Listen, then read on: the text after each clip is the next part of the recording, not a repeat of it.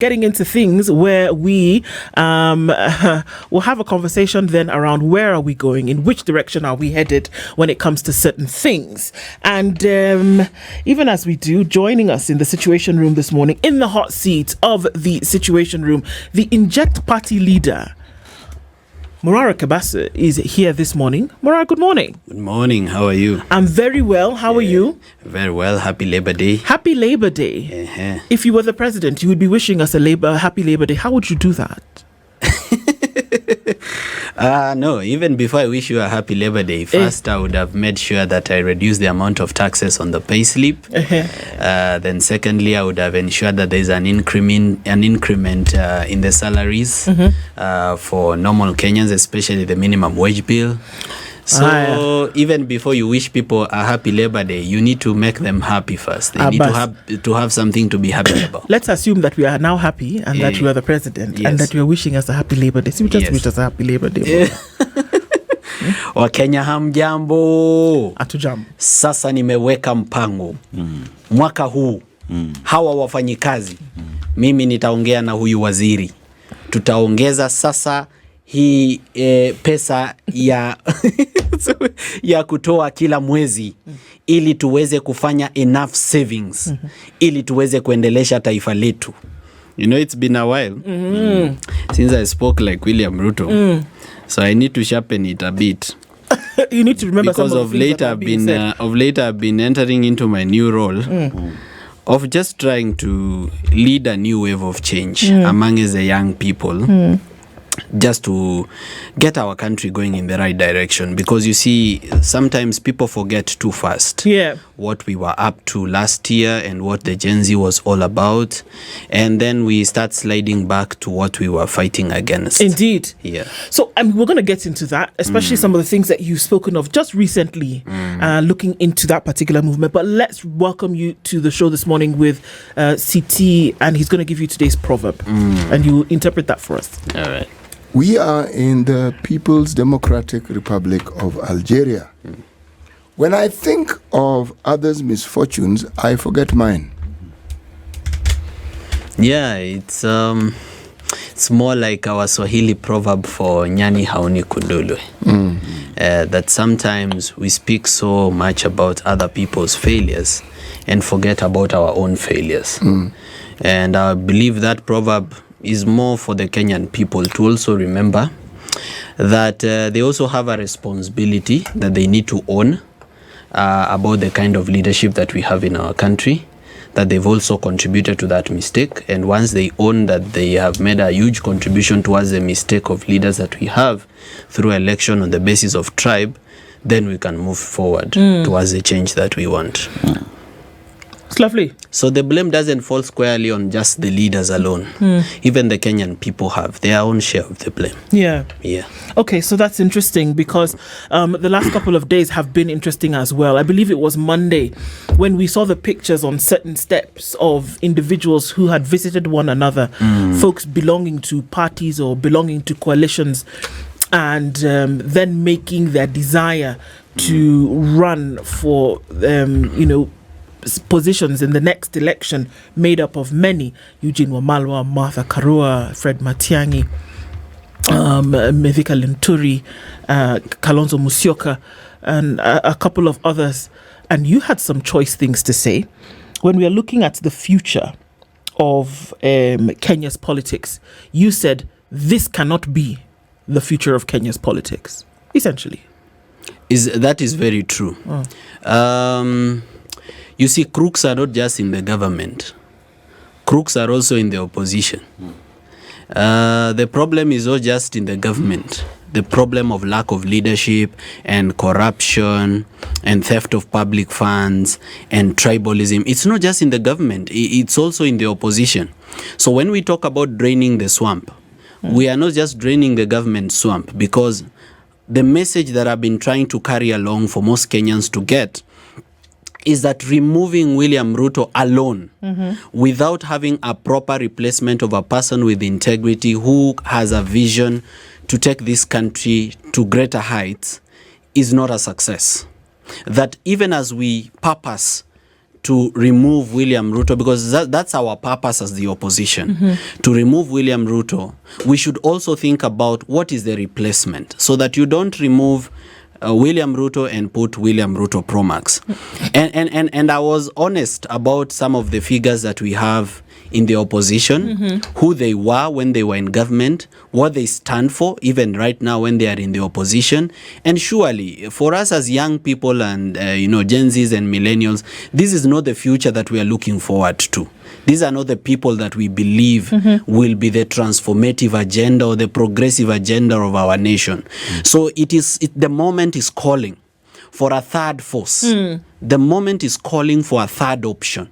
Kenyans cannot be boxed into this option of government or opposition. The moment is calling for leaders of integrity wherever you are, whether you are in church, serving at the church, whether you are serving at the mosque, whether you are just resting at home in retirement, whether you are just a young person without a job. But it's calling upon leaders who have a vision, integrity, and who have been convicted by their dreams to come forward and stand up for governance and leadership. This is what you said, Dennis. Kenyans are shocked that the youth have rejected the opposition as an alternative. It did not start today. It is the culmination of a series of mistakes. The Gen Zs are bitterly opposed to corruption. When someone is jailed with corruption, it's always a party in the youth world. The opposition, which is supposed to lead the way against corruption, is in court making every effort to undermine the fight against corruption. So where will you take Kenya if leadership is given to you? Tutawafagia wote pamoja na Ruto waende nyumbani wholesale. This is what you said on your page. Yes. Most of the problems that we have in Kenya, they stem out of corruption.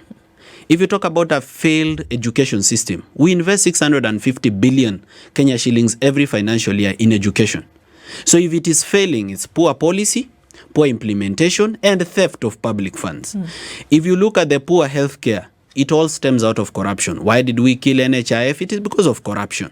Now we've brought SHIF. What is the first problem that SHIF has encountered? Corruption, 104 billion shillings. So all the problems, including the bad roads that we have, they are stemming out of corruption. So if we are not going to tackle that one big problem, the elephant in the room called corruption, then we are headed nowhere. But now the people who are preaching an anti-corruption message are the same ones that are in court. And I was referring to when they went to see Honorable Ferdinand Waititu. Yes. Honorable Ferdinand Waititu has gone through a process. He's been taken to court. Evidence has been alluded against him. He has gone through a prosecution.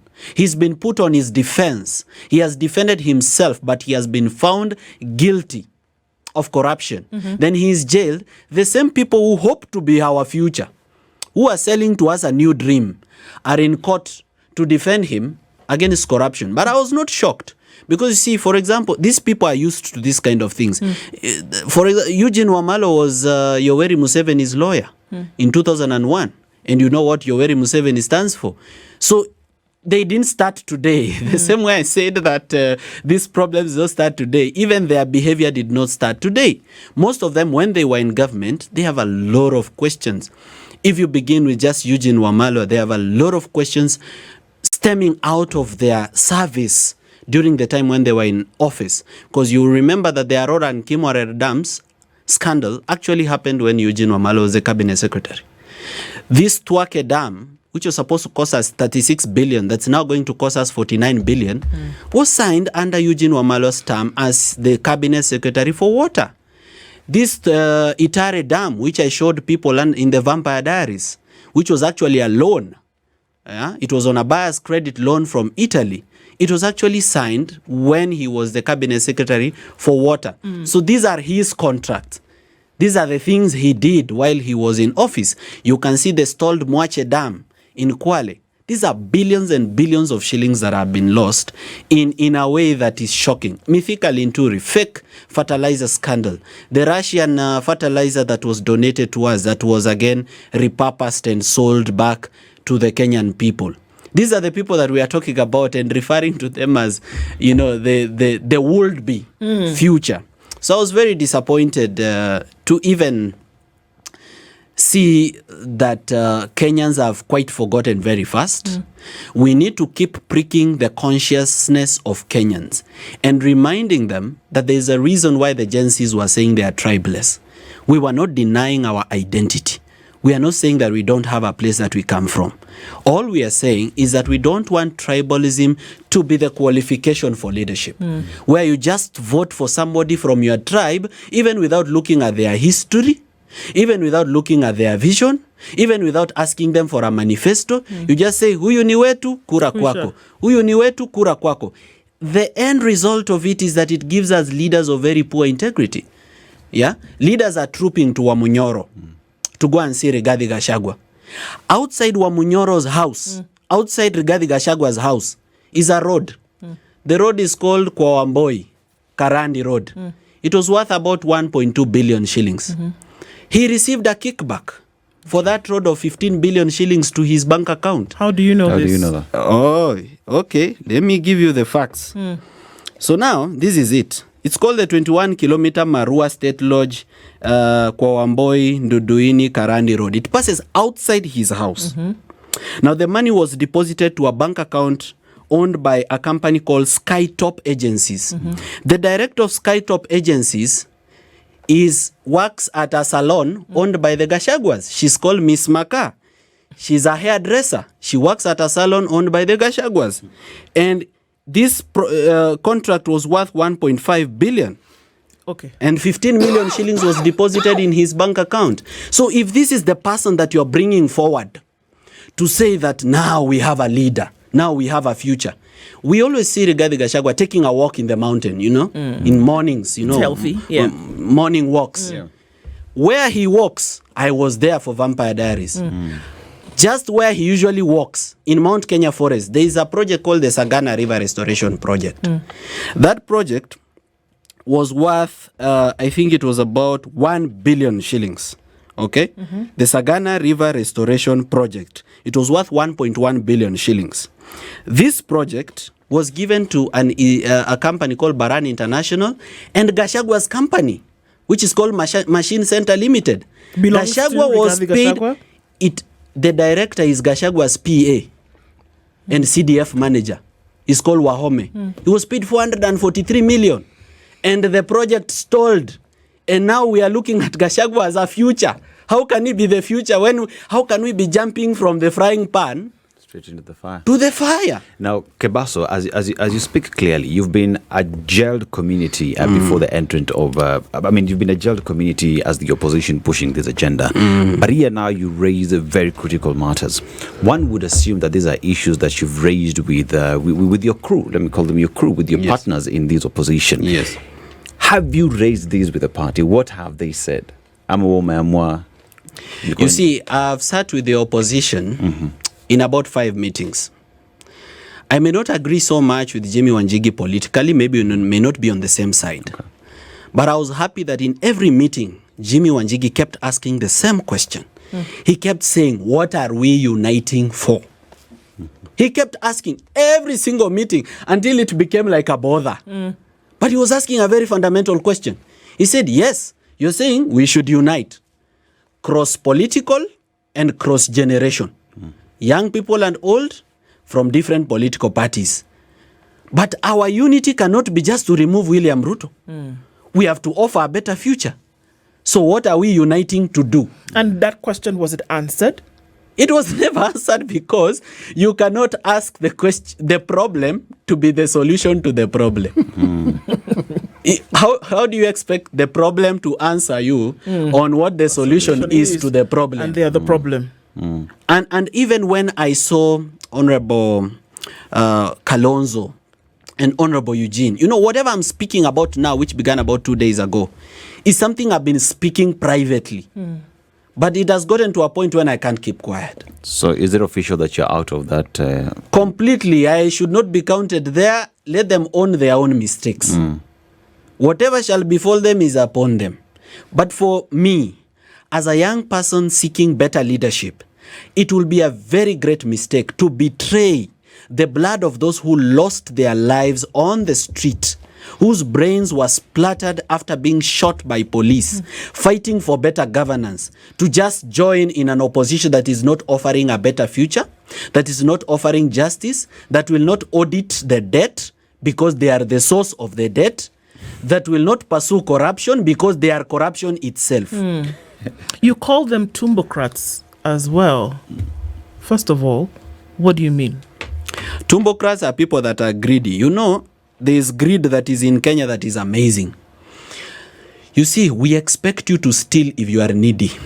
If you are hungry, you can steal food. We may justify it. But we have people now who steal even what they don't need. Your shoe is size 45. But you steal somebody's shoes who is size 42. It is called the primitive acquisition of wealth. Most of these people that we are talking about, they are not poor. Primitive accumulation of wealth. Primitive accumulation of wealth. Yes. These people that we are talking about, they are not poor. No. I can tell you their net worth, some of them. Mithika Linturi's net worth, 530 million. Rigathi Gachagwa's net worth in the billions. Eugene Wamalwa's net worth, when he appeared before Parliament in 2020, 400 million shillings. They are not poor. But somebody still receives money from the consolidated fund while purporting to be in the opposition. Yeah, you are in the opposition, you are opposing William Ruto, you are calling us to say, hey, come, let's hold a press conference and speak against extrajudicial killings. In the evening, your PA is at a parking lot in a shopping center in Karen, receiving 2 million bob. Where did it come from? There is no free money. If you've been given 2 million for free every week, it is coming from somewhere, and most likely from corruption. And Morara, this is not just conjecture. We know these things to be true. And one would ask, were you in the parking lot? Did you see? Did you understand what that money was passing? If it actually did? These are the questions that you'll be asked. You see, it's okay. At this point, it's okay for somebody to be in doubt. But the sky will clear as time moves. Things will become more clearer. This fog and mist, which we are shrouded in, where we don't see people for who they are, with the time, it is going to fade away. Some of these things that we are talking about, they will come to light. It's not just Morara speaking about them. There are many, many other people that know these things. I just don't know why they don't have the confidence to say them. Habit. It's the tyranny of habit. If over time you have witnessed and seen your parents, people who are older, accommodating what is patently wrong, you will know it is wrong. But as Africans, we very rarely want to disagree with our parents publicly. Yes. If then, as you grow up, you realize that we have accommodated what we call small corruption, and we've made it a way of life to the point where we even talk percentages. If it is 10%, it is not that bad. 20 too much. But you know, when it's around 50, then it's excessive. Somebody who steals a chicken and somebody who steals a cow are both thieves. Yes. What they stole may be determined by opportunity, not ability or willingness. The chicken thief would steal a cow if they had that opportunity, just that it may not exist. Then they're also thieves in training. So you... or intern thieves. Now my turn. Somewhere on attachment. They're learning. They are learning. They are figuring out how it is done. So they start with small amounts. Then they realize. See, like the people who perfected this are traffic police. They never ask for huge amounts. Yes. They never do. And like these greedy individuals. Humans. Okay, now don't worry. I'm not going to say what I'm thinking. Okay. Yes. Individuals who work for the council. Or the county government. These county security people. It works because the negotiation begins with you being approached with something that will be of great inconvenience to you. So you're trading. It's inconvenient to go to the police station. It's inconvenient to go to court. It's inconvenient. So what do I pay so that this inconvenience is removed? And we have accepted. We've even accepted amounts in our heads. So it no longer has the punch. Now what we don't know is that this erosion takes place very insidiously and then it's full blown. Believe me, when you're in a position to receive a bribe, you will take it. When you're in a position to corrupt a system, you will do so because your morality was long compromised in little bits and you thought it was okay and you accepted it. Now, this is the multi-headed hydra that we deal with because everything that you mentioned so far amounts to guaranteed political opposition and resistance to anything that actually approximates real change. Yes. Because real change indicates you will get rid of all these things. And we have a mantra by which we live. We have institutionalized hypocrisy. Everybody, and that's what you're saying, people who are talking democracy, talking good governance, they are steeped in deep in these very, very processes. It's just that many of them are now not in power. So the question that you're raising, and we raise it again, when they were in power, which is again what you've pointed out to, what did they do with that power? And did they show any example of what it is they're now talking about they will do? Yeah. And let me take you back to your proverb. Yeah? Yes. Ya nyani haoni kundule. The Kenyan people must own their mistake. Yani hiyo tukubali tu. This problem that we have, William Ruto, is our problem. And it's not just William Ruto. You know, we look at William Ruto alone. We forget governors. We forget MPs and their CDF. Yeah. We forget cabinet secretaries. We forget permanent secretaries. We forget corrupt judges. We forget the pastors and reverends that are laundering this money. We forget people in corporate, very big law firms. You know, we go to university hoping to work for a good company. Then you get into the company, you find it's a money laundering machine for politicians. So Kenyans must own this mistake. If you are a Kenyan, and you usually put water in milk so that it can give you more liters to sell. If you become an MP, you are going to be corrupt. If you are a Kenyan and you are a conductor in a matatu, and when given 1,000 shillings, you say, umenipea mia, to avoid giving me back my change. If you become an MCA, you will be just as corrupt. If you are a Kenyan parent who buys exams for your child to pass KCSE, which has now been phased out, that child, when they will become a governor, they will be like the governors that we have. Yes. We have bred a society that accepts, tolerates, and almost rewards impunity. Because now people become corrupt, they are voted for. People are sentenced to jail and are re-elected as members of parliament. Yeah. So we need to fix ourselves before we fix this government, before we even fix this person called William Ruto. We need to introspect. We need to look at ourselves as a society. And we need to understand the language of doublespeak of politicians. For example, Uhuru Kenyatta just told the Gen Zs, fight for yourselves. Help us fight for Kenya. What on earth is he talking about? Then what is he telling us? He is the one who took 6 trillion shillings of our money. So who are we supposed to fight? Unless he's telling us to go for him. The amount of money that was stolen under the Uhuru regime will amaze you, because even on election day, we lost 12 trillion shillings. 12 billion. Sorry? Yeah. Election day, when William Ruto is being voted for to be president, we lost 12 billion. How? It was withdrawn from the treasury. Just like M-Pesa. They just withdrew it. They said they are going to buy shares for Jamhuri Holdings, for Africa Export-Import Bank, and for Africa Trade and Development Bank. We lost 12 billion. On Eurobond, we lost 200 billion shillings.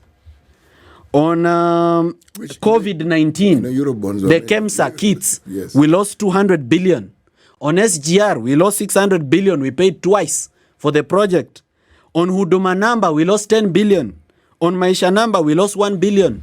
In NYS, we lost 1.9 billion. We promised children laptops. We lost 24.6 billion.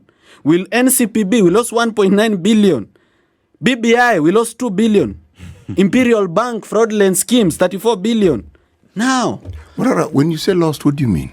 That is the money that was stolen and cannot be traced. And nobody can find it. In fact, let's begin with the first one. Is it really that it can't be traced? Let me tell you the exact words in the Auditor General's report for the 12 billion. The 12 billion shillings, the Auditor General says this, the 12 billion shillings, which was part of the supplementary budget for 2022-2023, cannot be traced. They have tried to call even the Africa Exim Bank. They are not picking their calls. Nobody knows where it went. But the bank exists. The bank there. exists. I'm asking. I mean, So if you are a Kenyan and you are a teller at the bank and you are a manager at the bank and you know that this is money that belongs to the road outside your house, that this is money that belongs to your local hospital, which you might collapse very soon and be taken there. And this money belongs to food for people who are in hunger. Or this money belongs to internally displaced persons, IDPs. Or this money is supposed to guarantee you security through the national security apparatus. And you're still passing it around in accounts. You are the ones helping. You're even the ones advising them, by the way, if we send 1 million or 2 million, it will be detected by this central bank. Let's send 999,999 shillings. You are even the one advising how they will steal. Then that's and how this we're is getting, money belonging to you, your tax. It's still hot. The conversation continues. In the hot seat this morning is MORARA KEBASO, and he's saying, you know what? There are certain things that must be done. We're not asking for favors. So it's beyond the thing of, we're going to vote in a new government to remove the current. It cannot stop at that, but that you must be looking towards progressive leadership. Yes. And whether it is a younger leadership or it is an untainted, unbesmirched leadership, the question is, how can you be sure that whoever goes, because you talk about it, it's everything, all the waters are infected. So how will you ensure that the one that you put in, or how can you be sure, KEBASO, that the one that you then put in or that you resolve to vote in will not go and drink from those waters? Well, we need strong accountability institutions. We need our institutions of accountability and checks and balances to be strong. For example, we need a working parliament. We don't have a parliament. Parliament is the body that was given power under the Constitution to not only invite a cabinet secretary to answer questions, but even to impeach. It was given power to not just summon a president, but even impeach a president.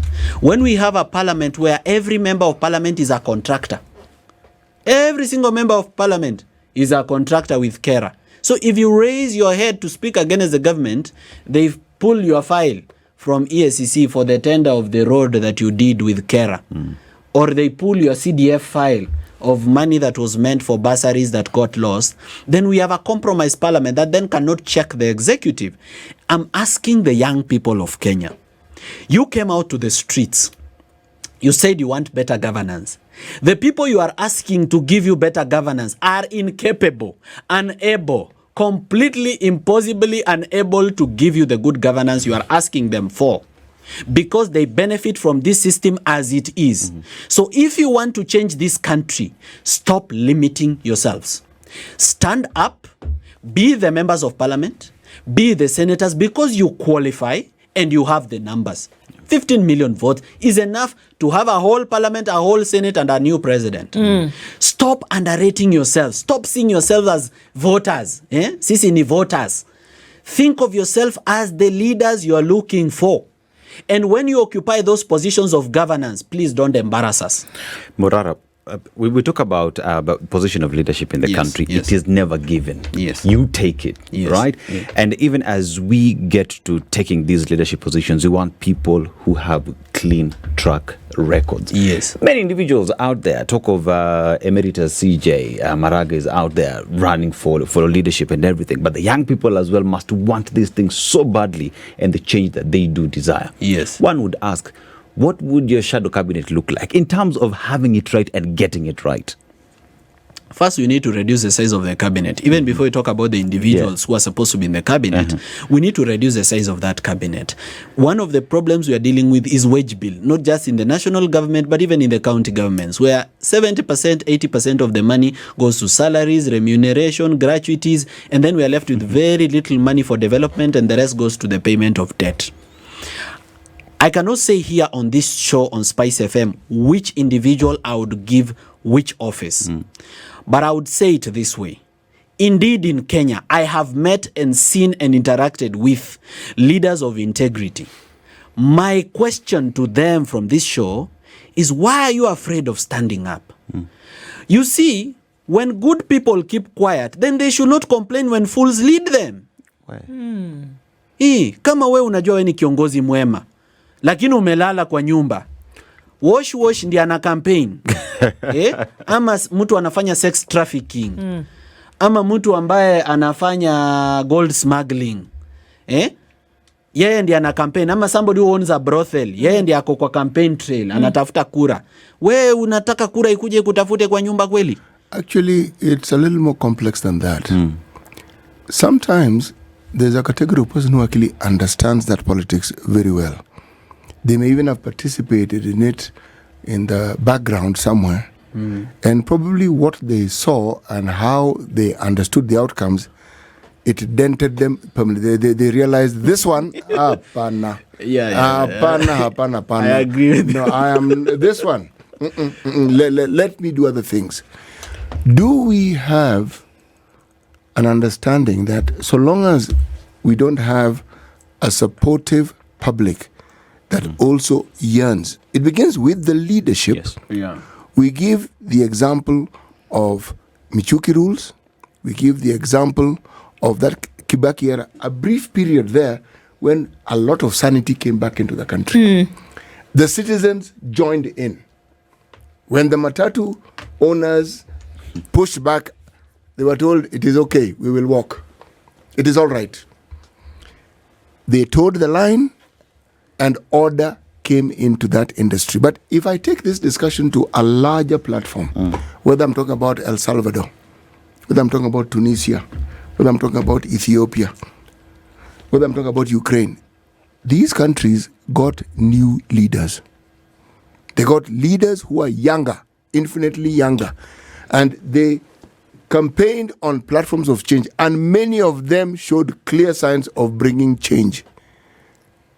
If you look at Zelensky, one of the things he has not been able to do is deal with the oligarchs. Now, the oligarchs are what we call cartels here.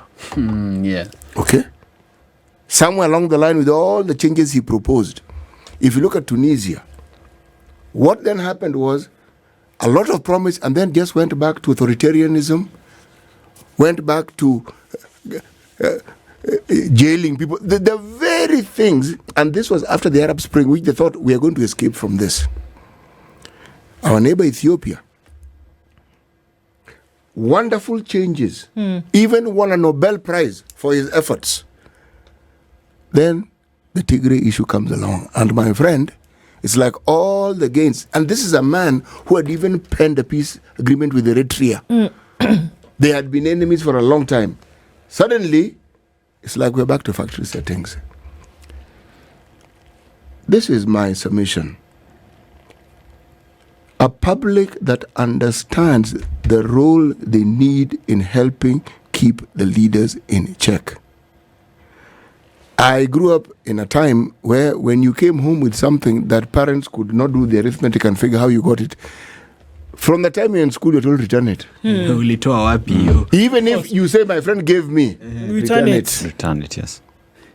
Return it. Do the parent of that friend of yours know they gave this to you? Accountability was ingrained. I grew up in a time when you could not bribe a policeman. They used to wear shorts, by the way, and stockings out right up to you with the gutters. Oh, nice. You could not bribe a policeman unless you wanted to be jailed. Yeah.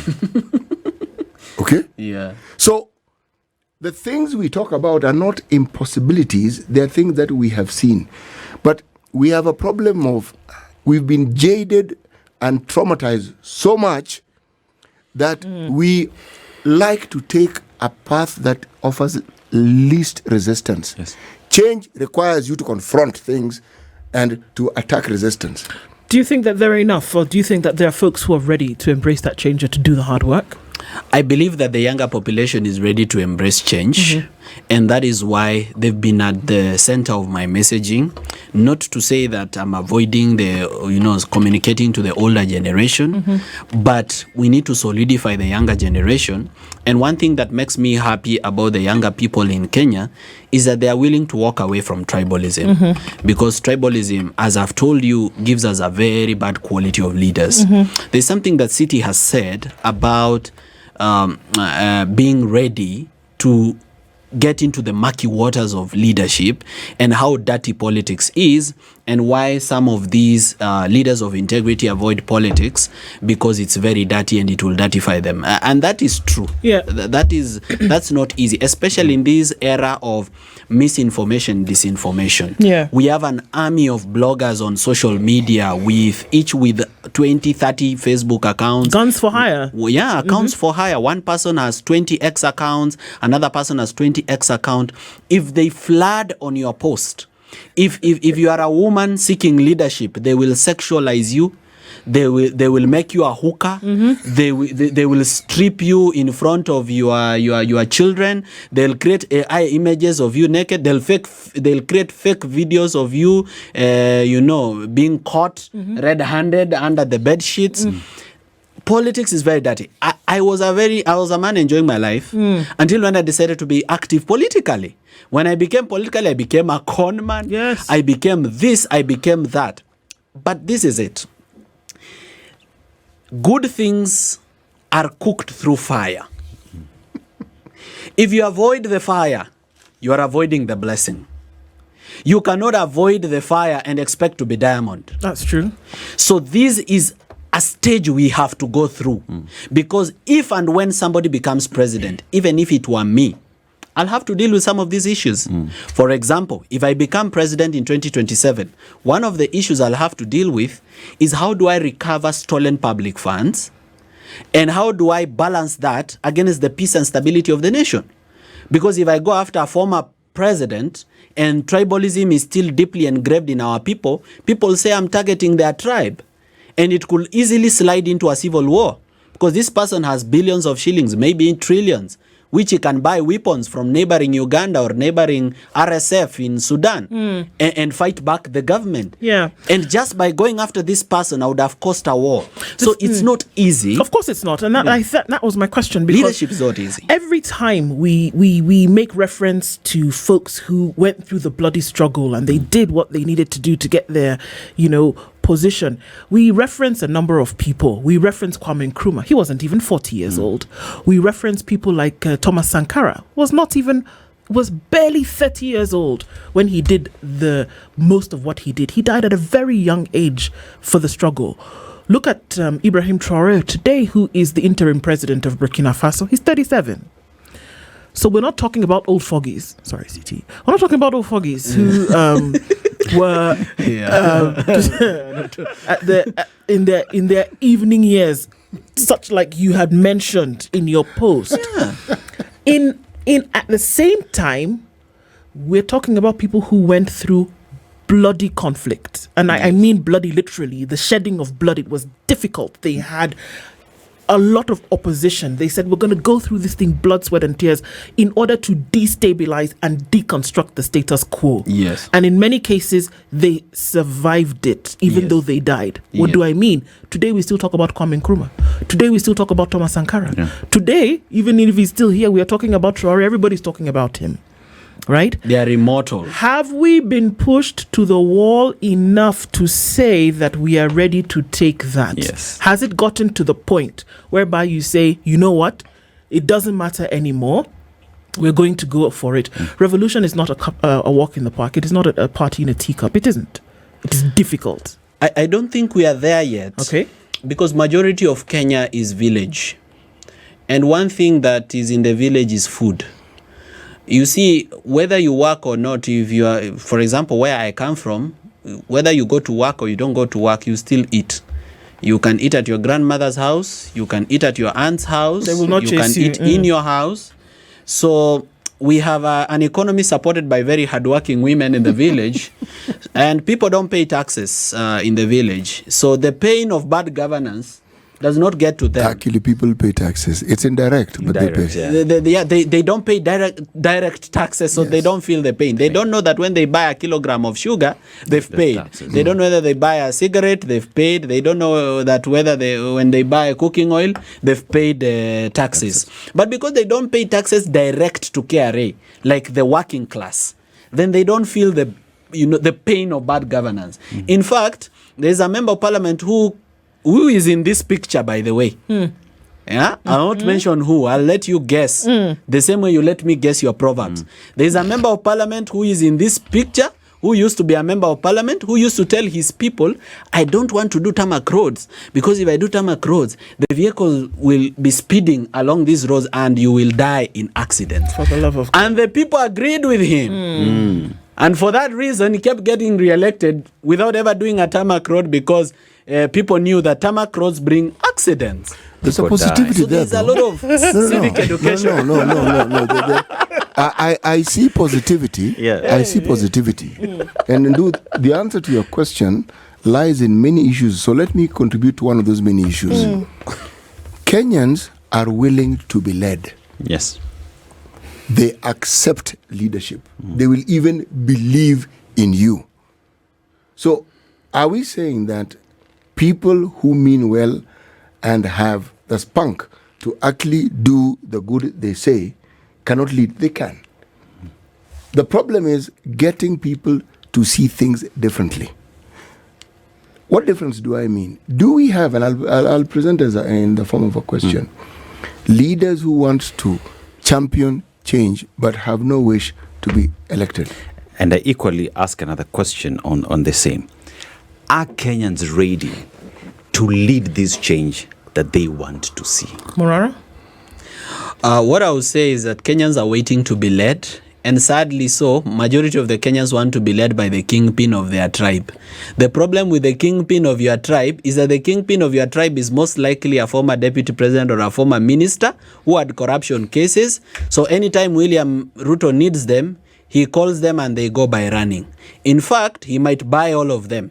In fact, he might buy even some and just leave them in the opposition to keep holding brief. So if you keep following your tribal kingpin, you should know that your tribal kingpin is also following his stomach. So you and your tribal kingpin are following the stomach. You come from a region that is very democratic in the way they elect. Yes.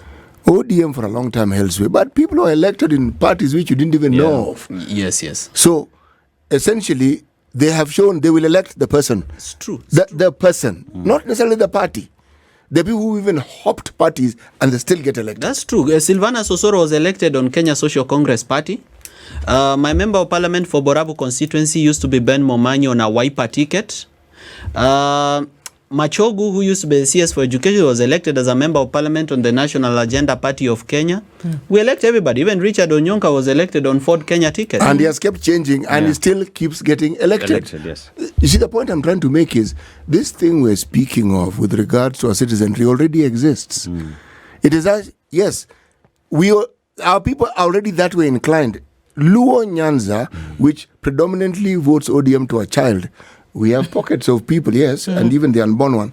We have, in fact, the first voice we have a child is ODM, okay? This show. Now, Nothing yes. like the situation room. Oh, yes, okay? David Ochieng, Shakil Shabir, a Kenyan of Asian descent, okay? Haki. Obado. Gaza. PDP. Yeah? My own MP first got in on PDP. Yeah. Okay? So it is, and if you go to the mountain, man, that democracy you see in Gusiland, they have it also. Yeah. People are elected on parties you've never heard of. And they rarely come back. That's a little detail. But they One time out. Yeah.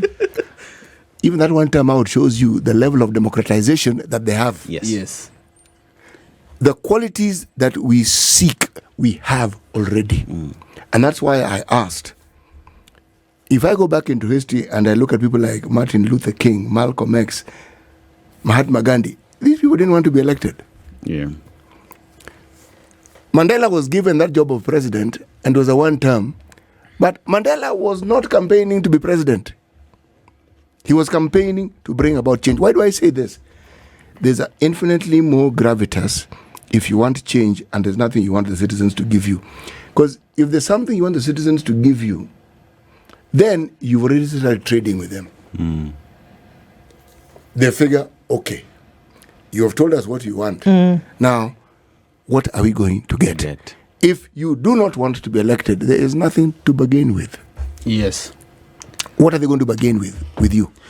And there's also something else that we should not forget in this conversation, and that is the issue of campaign financing, because I believe that is what's scaring most of young people and leaders of integrity from getting into governance, because campaigns are quite expensive.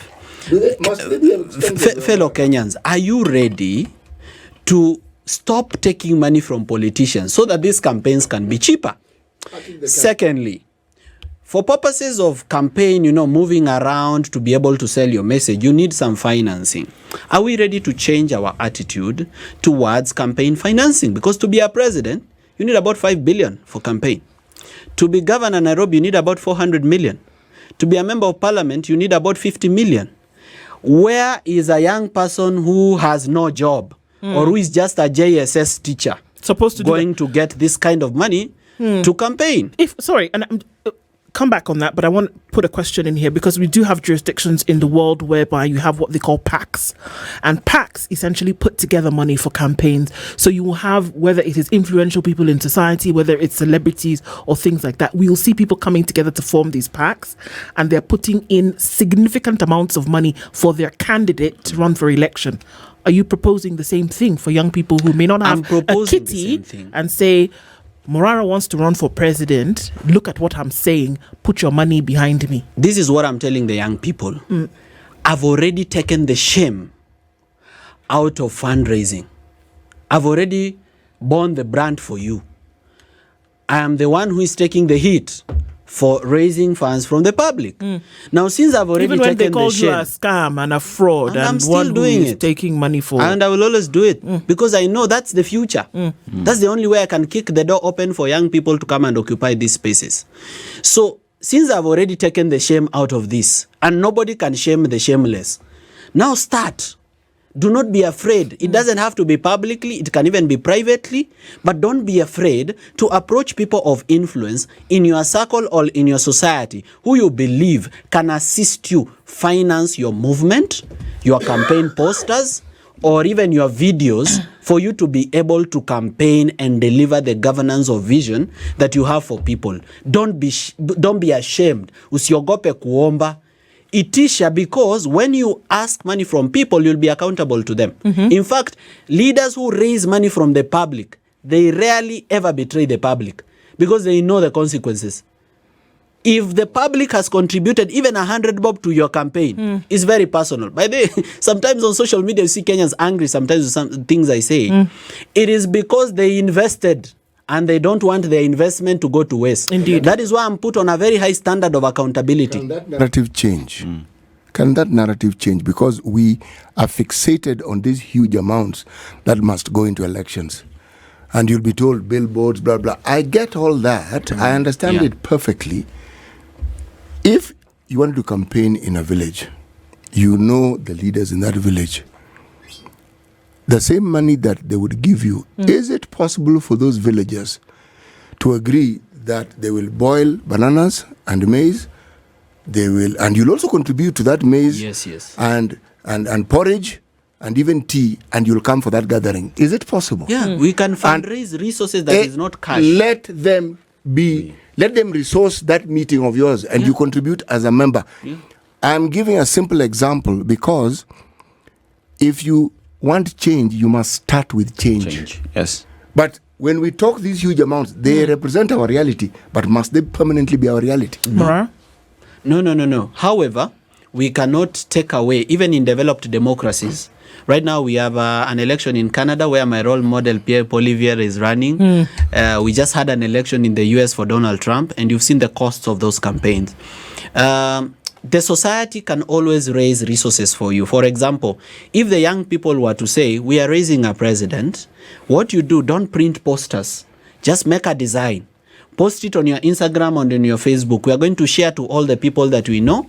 And apart from that, we are going to go to the nearest cyber and we will print for you. And we will help you at our village or at our street or ward or wherever we are. And I think that's the way to go, because if you can't go it alone, you have to then go it with people who will then be able to support in the smallest way possible. It's many drops that make an ocean, isn't it? That is very true. But the long and short of it is that our reality in Kenya as we are now is that the government that we have today of President William Ruto has indeed not been able to deliver its promises to the people.